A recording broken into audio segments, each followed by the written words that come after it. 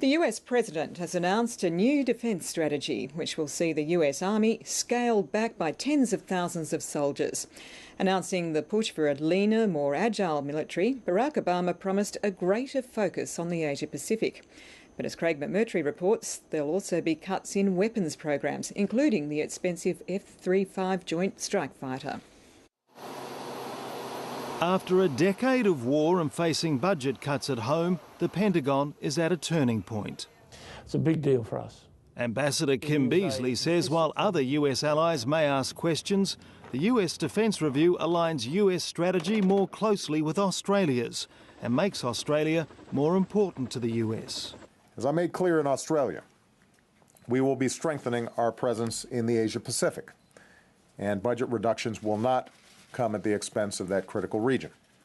The Pentagon has to find $487 billion in savings over 10 years. The US Army is shrinking. There's less emphasis on land wars, more on drones, long-range bombers and the Navy to counter China's military build-up. Armed forces that are agile, flexible, and ready for the full range of contingencies and threats. Cuts to weapons programs will be announced in the weeks ahead, and the costly F-35 Joint Strike Fighter project is one of those on the block. They're under close watch by the Australian government. The Obama administration is expected to build fewer of the expensive next-generation fighters, and the ambassador acknowledges Canberra could face a bigger bill for the F-35s it's waiting for.